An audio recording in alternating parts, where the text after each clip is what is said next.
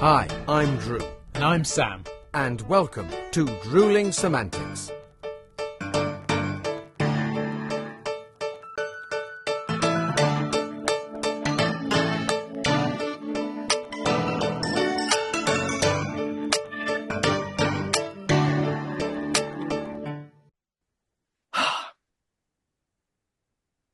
Hello, mate. Here I am. Now, ladies and gentlemen, for those of you not watching this on YouTube, I just say that Mr. Sam Dunning is either very hungover, he's either sporting a couple of black eyes, or what do you do? He's sitting there in a pair of Ray-Bans or the equivalent thereof, and there he is. Other brands are available. Yes, other sunglasses suppliers are. No, mate, it's been really bloody sunny, hasn't it? It's been really nice. Gorgeous.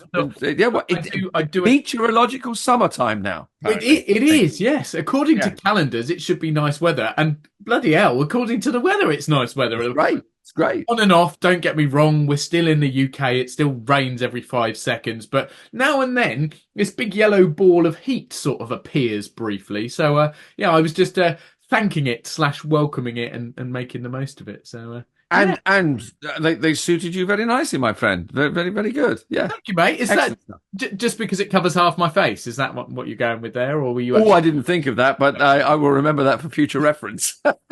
Anyway, cheers. Good to see you, mate. How you doing? And you, buddy. Cheers. Lovely stuff. You've been busy.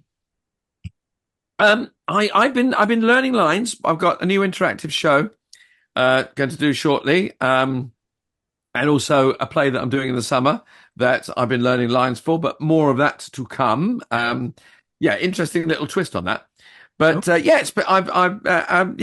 line learning basically. How about yourself? What have you been up to? Yeah, similar actually, because as you know, I'm off on tour over the summer as well.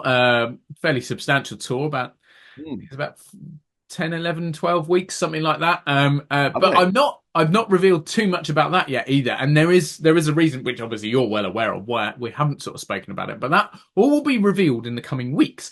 Absolutely. Yeah. So just looking at a few lines, the odd jobs here and there, little bits, prepping for the tour and stuff. Yeah, just odds and sods, really. But and speaking of odds and sods, have we got any odds and sods in the news? What's to report from our wonderful There's world? not been an awful lot of stuff. It seems things have been, I guess people have got slightly, they're planning their summer seasons, etc. So it's all gone a little bit quiet and everybody's holding their breath for the upcoming elections. So I don't think too much. I've seen a couple of appointments of artistic directors, etc. They've had a cast change in Cabaret, which is rather exciting. So a friend of mine is now in Cabaret, so I shall be going to see him. But yeah, it's gone a bit quiet. However, I know what you're going to say, because obviously we had the amazing Roman on last week. Fantastic episode. If you've not watched it yet, go and see it. Yes. But I think you're about to do what I was sort of also about to do. And because we had Roman on last week, we like to sort of dive straight into our guest episodes. We didn't sort of have time to pick up on previous news and more specifically some sad losses in the business, which is where I think you're about to go next, is it? I was about to say, however, we must play catch up. So yes, we're catching up. 3 very varied and very, very well known and extremely popular in their field. A lady called, and she is the one of the last of the great golden age of Hollywood. Janice Page passed away early in June. She was 101. Wow. And amazing woman. I mean, she was. I mean, I was reading her obituary and going through and looking at her films and her credits. Incredibly beautiful woman, and she starred in such films as I've got a list of them here. I'm going to read it: The Pajama Game, Bathing Beauty, Cheyenne. She played Bette Davis in a film called Winter Meeting, and she danced with Fred Astaire in silk stockings. So she was one of the very few ladies to dance, which means that she was no bad hoofer. She had many shows on Broadway, and she was greatly loved and respected. And she actually had her own TV series. She was it was called Always Jan. She was All in the Family, which is a long-running American sitcom. She was in the Mary Tyler Moore Show, which is a huge show on American TV. General Hospital. I mean, she worked 80 years. She was in the business in various forms, but she made her mark and left her mark in a very, very powerful way. During I think it was 2018, during the Me Too movement, the start of the Me Too movement, she made a statement and she said, "When I was 22, I was abused by a then famous film producer." And I misquote her slightly. She said, "I don't have long left, but I have long enough and enough time to say me too." And coming from a lady that was in her late 90s then, wow, that's a powerful, powerful statement. Oh, yeah. And, you know, hat tip to Janice Page there, 101. Yeah. Also, someone who passed away. Now, this is the Black Lace were a band that divide opinions, but yes, fill the dance floor. And Colin Gibb, who was the longest surviving, I think he was one of the original members of Black Lace, has passed away early June. And I mean, they're famous for Agadoo and Hokey Cokey Superman. I Am the Music Man, Do the Conga. I mean, Agadoo is the one that, you know, we all did the dance. We all know it. Yeah. Even now, you know, you go to weddings. If you're on the continent and there's an English styly bar or disco, that'll be playing. And you know, if you happen to have had a couple of drinks or several drinks, you will be doing that. It doesn't matter, whatever you know. But also, they came 7th in the Eurovision Song Contest in 1979. Wow, which is interesting.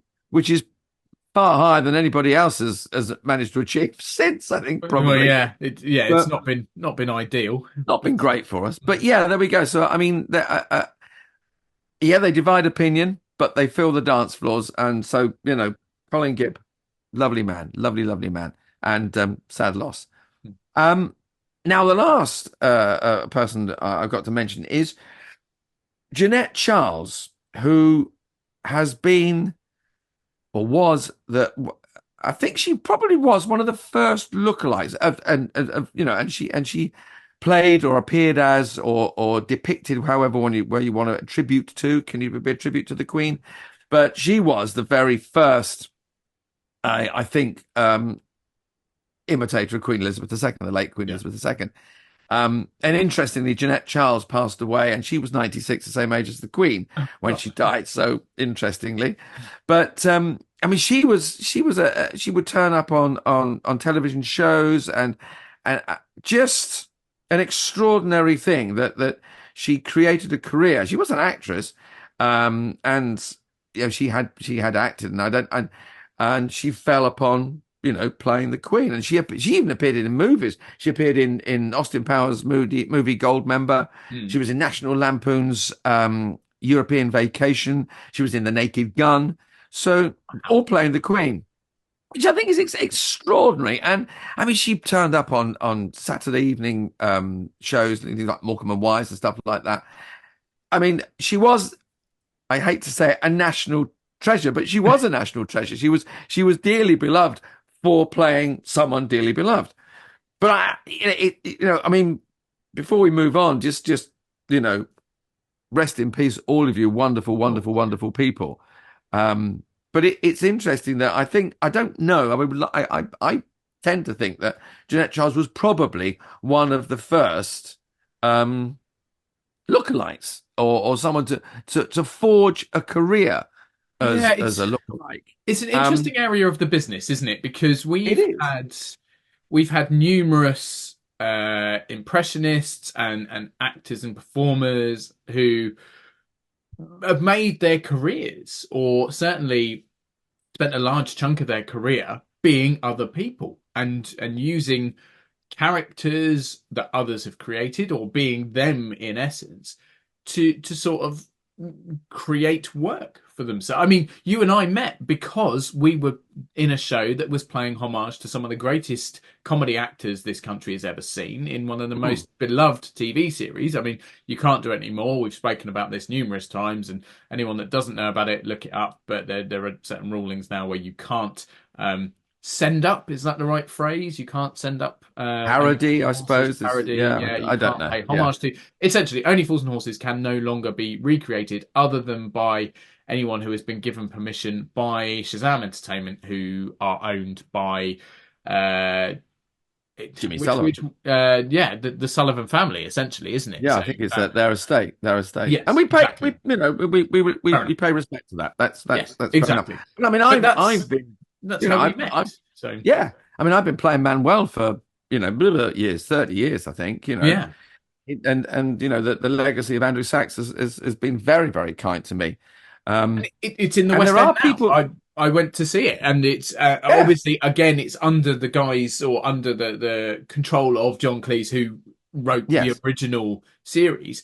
But the number of people we've had on the show, or the number of people in the industry who have made a career or become famous or have basically gone to where they are because of playing someone else, it is fairly staggering. And I mean, you mentioned, Charles, there playing the Queen.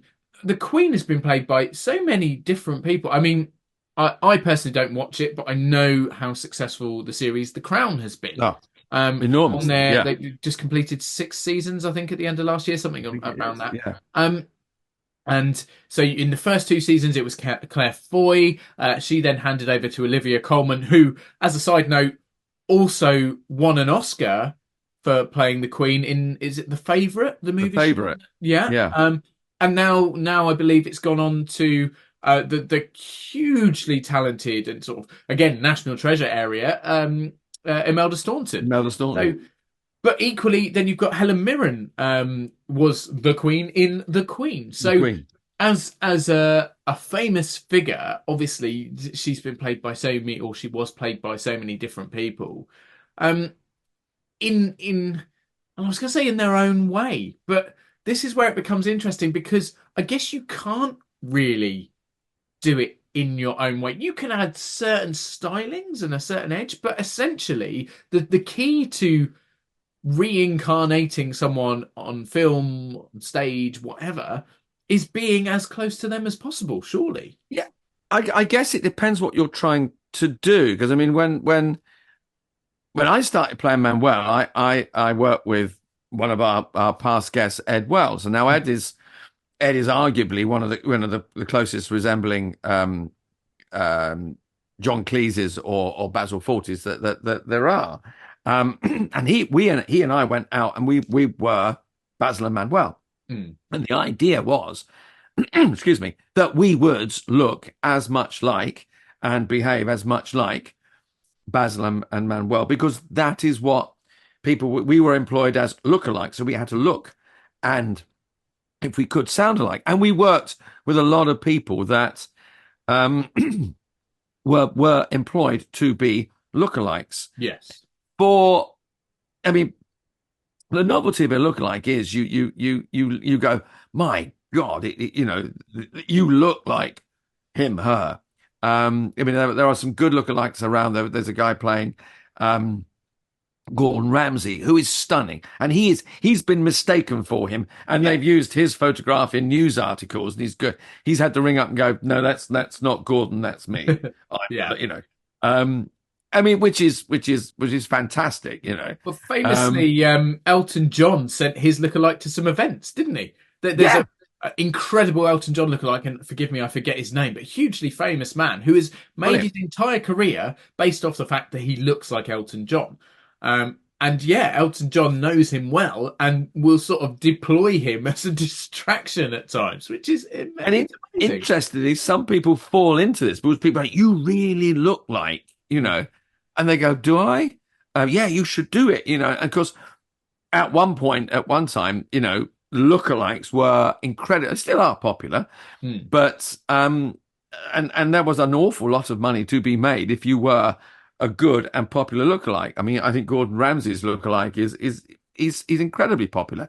I worked with him. We did we did an opening of a car showroom up north somewhere one night, and he's incredible. He's stunning.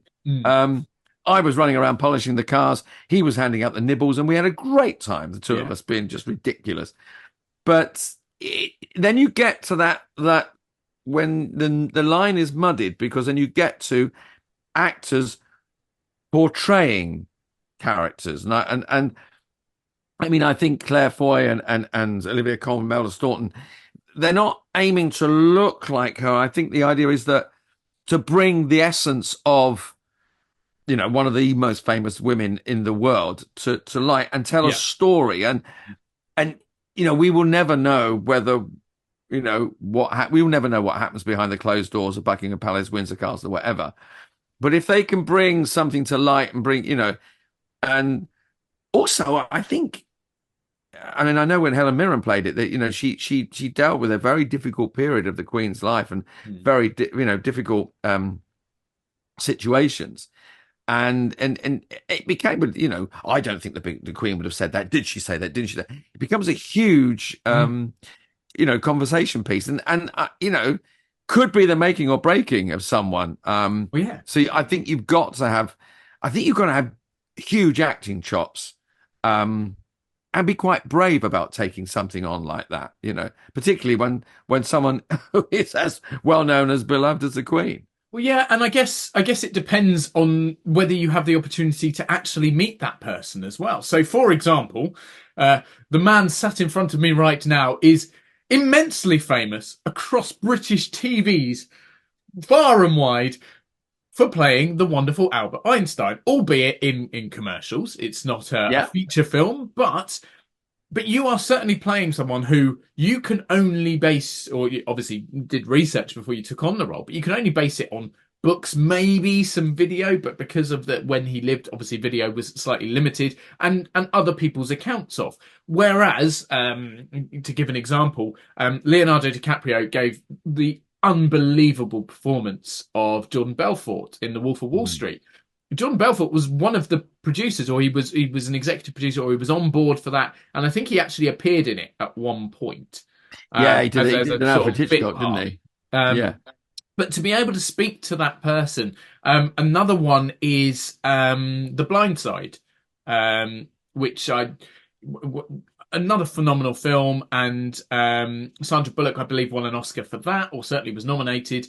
But I believe she got to meet who she was playing and all the people involved in the true story. So where you've got these true stories that are being recreated or something is being made of them, you can then perhaps have that insight and get to speak to them. A slightly different way, or a slightly different element of what we're discussing. The Harry Potter films, obviously the franchise is enormous.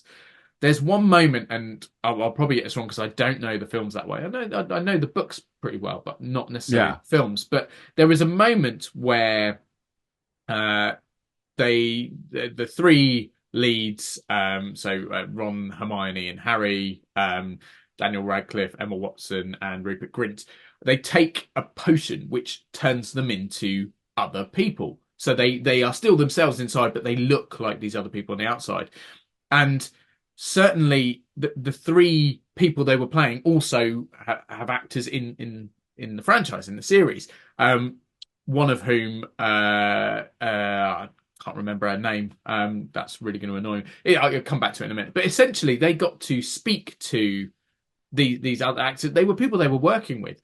So they could sort of almost shadow them and watch their mannerisms. And in fact, it was it's the other way round, actually. It's not Daniel Radcliffe, Rupert Grint, and Emma Watson. They were the ones that they looked like them, but it was other people inside them. I'm talking, it sounds like I'm talking a load of rubbish now. I know what I'm trying to say.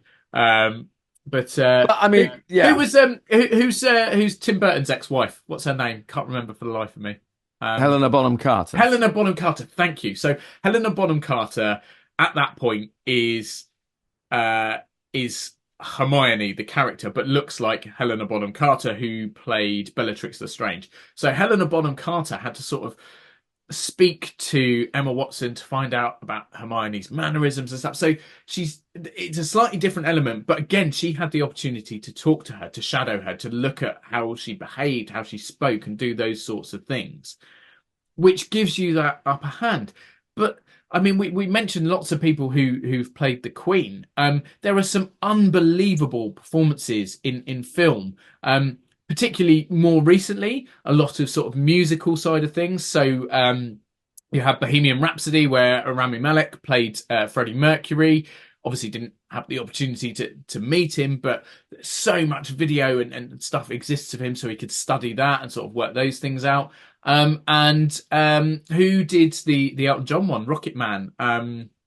Oh, Yeah. his yeah, it'll come to me in a minute. But there were examples of those in film. So many people have played famous people. Will Smith, Muhammad Ali, who played Dick Cheney. That was an unbelievable transformation. That was oh my God, I'm struggling for names today. Christian Bale, who was the king of the transformation, because he went from losing so much weight in The Machinist to then gaining all the weight for Batman in incredible shape, and then for Dick Cheney, he gained so much weight again. And you look at these pictures of these people side by side, and you think, wow. I mean, you look at one of the most amazing transformations was Robert De Niro in Raging Bull when he played Rocky Graziano. I mean, yeah. You know, you see him in the movie. I mean, he boxed superbly, but then he blew up. He put on 50 pounds to play Rocky, Graziano when he was a nightclub performer. You know that it's the essence, isn't it? I mean, Steve Coogan as Stan Laurel. Yeah, an amazing performance. Who did he do recently as well? Jimmy Savile. Steve Coogan played Jimmy Savile as well, didn't he? Incredibly brave. I mean, I think there are actors that capture the essence of someone. I mean, I one of my favourite performances was that Andy Serkis playing Ian Dury.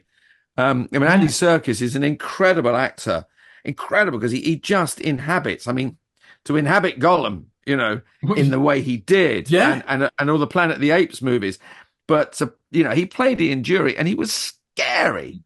As him, he was scary. It was an immensely powerful performance. Taron Egerton. Sorry, I had to get in that. Taron Egerton. Get his name. Taron Egerton was phenomenal, Yeah. and obviously met Elton John, so slightly different one to Rami Malek's impersonation or send up. Well, it's not send up because that's more comedy element, isn't it? But I guess so we've done it a lot.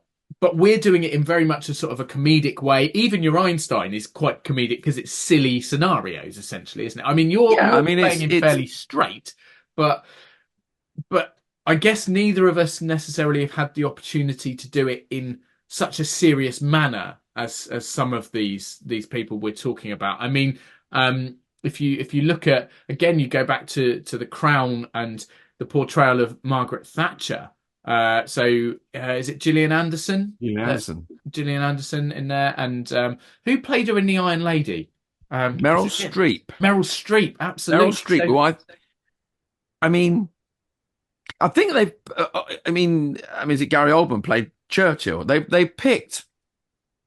You look at these huge characters, and you think you need a huge actor. You need someone with immense, and all of them are actors who are going to act this. They take on the. I've always said playing Manuel is because there's an awful lot of people love the characters that we play.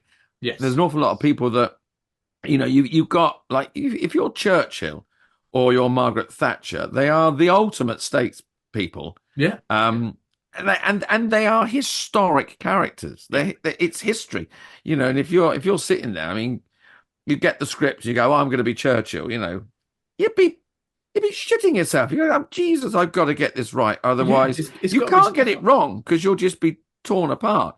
But I will say, Gary Oldman's an interesting one because he'd done it before.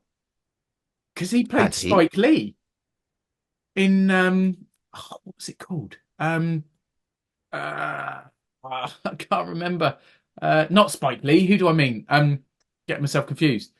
No, Sid Vicious. Sorry, not Spike Lee. Oh, Yeah, where that yeah, came from. yes. Other research. Yeah, no, he played Gary Oldman played Sid Vicious in Sid and Nancy. So, Mm.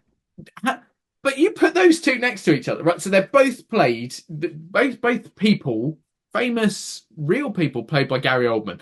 Put put Sid Vicious next to Winston Churchill and go, these two were played by the same actor, and you go, there's no way. Really? It's just not. I mean, it's a huge testament to his his and their skill as actors, and we do like to see people play, and biopics, and one of my favorites is Robert Downey Jr., one of my favorite actors playing Chaplin, who my hero. Mm.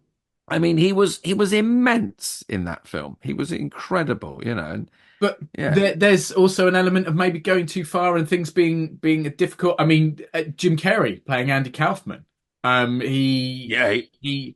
Carrey is an interesting character anyway, and people talk about method acting, don't they? I mean, one of the most famous ones is probably Heath Ledger, who was so immersed in the character of the Joker that he sort of hid himself away and watched horrible things and did.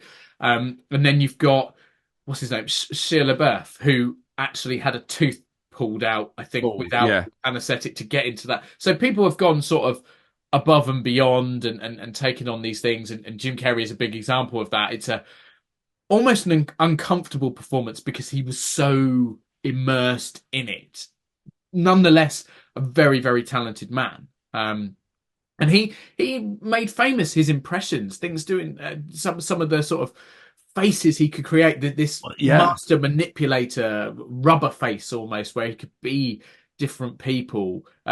Jack Nicholson and Clint Eastwood, and you look at him and you go, "Oh my God, he is literally there!" Like incredible. And it is this enormous skill, and it's something that we've discussed quite a lot. We've mentioned it on the podcast before, and it's very, very relevant to us because, as I said, we met playing homage to other people. And there is an argument that what we do at times, and I'm not taking away from what we do, but I completely get this, not side of the argument, but this element of it. Half the job is done for us in the sense that the characters we are playing, particularly... So for example, when I used to play Trigger from Only Fools and Horses, or for you playing Manuel, Trigger walks in. It's a man with my sort of looks in a bad suit, essentially, carrying a broom. And we used to do those shows, and I could walk into a room playing Trigger, and the room would fall apart laughing. I hadn't said anything. I hadn't done anything. But that image was so familiar and so beloved by that audience. They were waiting for that moment. They wait. And I used to play on it so much. You wait for the laughter to die down, wait for silence, or at least mostly quiet. And you do the, "All right, Dave." And again, the room would fall apart. Two words. But people are there because they want to see that and they're waiting for that catchphrase. Equally, the same it can be said for Manuel. Walking in and running around, and short moustache, white blazer, white jacket. Half the work's done for you because if you look right, people are on your side. The skill is then carrying that off by keeping the voice going, keeping the mannerisms going, and it's an intriguing one, definitely. It's anticipation, isn't it? I mean, it's if you fulfill people's anticipation, you come up to people's anticipation. I think you're there. I mean, all the people that we've mentioned playing all the the famous people that they played. I mean, the one thing for me is you've got world famous actors who are huge stars and celebrities in their own right, playing other world famous actors who are huge stars. You know what I mean? It's like I play someone created by a huge, a massive talent. I'm nobody, so I can slink away. But when you're putting yourself, which I think is, the people are putting themselves, big names putting themselves in the firing line, because if they cock it up, oh, absolutely, it's a career damager. And we're not on that sort of note. On that sort of note, just one interesting one. Probably my favourite musical I've seen of recent times is Back to the Future. I adored it. I've seen it a couple of times. Loved it.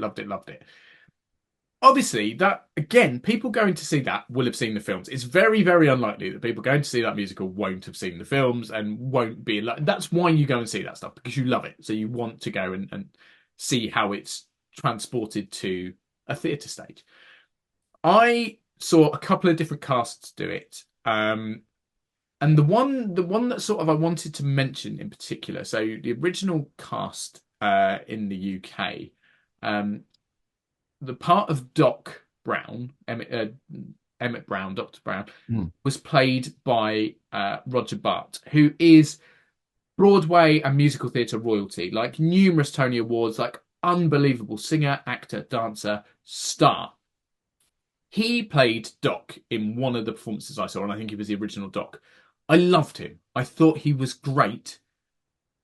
But I thought he was Roger Bart plays Doc Brown. He wasn't Doc Brown. Now, he still gave a phenomenal performance. I'm not taking anything away from it. But I get the feeling that if you'd gone along to watch that and wanted what you'd seen on the cinema screen or your TV screen to just be on the stage, you may not have got quite what you wanted.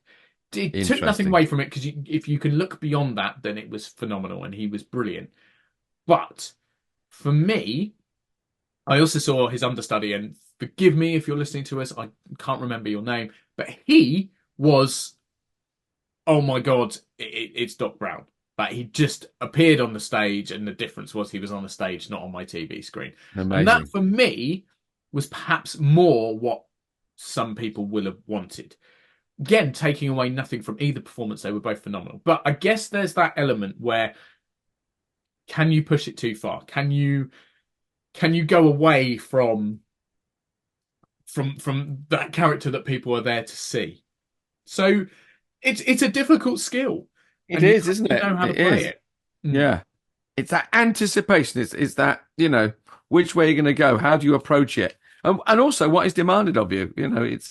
Yeah. But, so there we go. Another stunning conversation at the home of Drewling Samantics. Well, basically, we've talked about being other people, which has got nothing to do with anything we do and everything to do with everything we do, because we spend our life pretending to be other people. It just so happens that this week we've talked about being other people that actually exist or have existed at some point. But yeah, another element of the industry. And as said, we've had a lot of people come on as guests who have done this in some form or some way.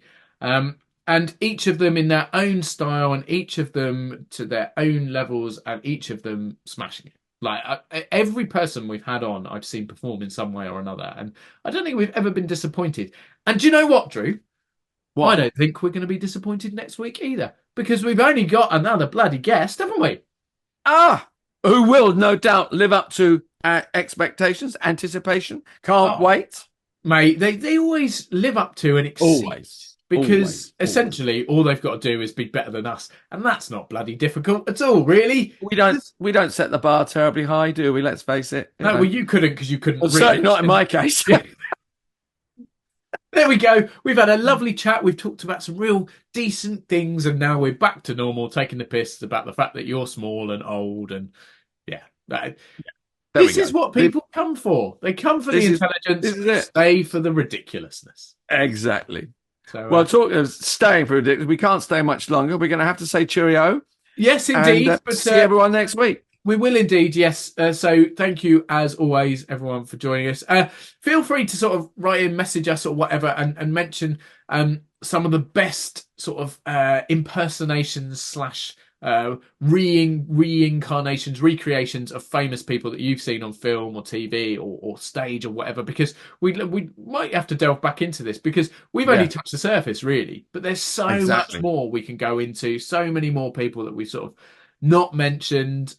You've done incredible things, and maybe one day, Drew, we'll be looking back and we'll be talking about people playing us. What do you reckon? That's a scary thought in itself, isn't it? Yeah. Well, all I know is that neither of us will either play the other one, because I'm not sure. That's true. Manage that. I mean, I could kneel down and stick a pair of specs on, but I'm sure that's not. Oh, so I'm going to have to put a pair of dark glasses and run like hell, mate. That's all I can do. And on that note, we better go. On that note, thank you so much, everyone, for joining us. We will see you next. Cheers, everyone. With our next guest. Take it easy. Cheers. Bye bye.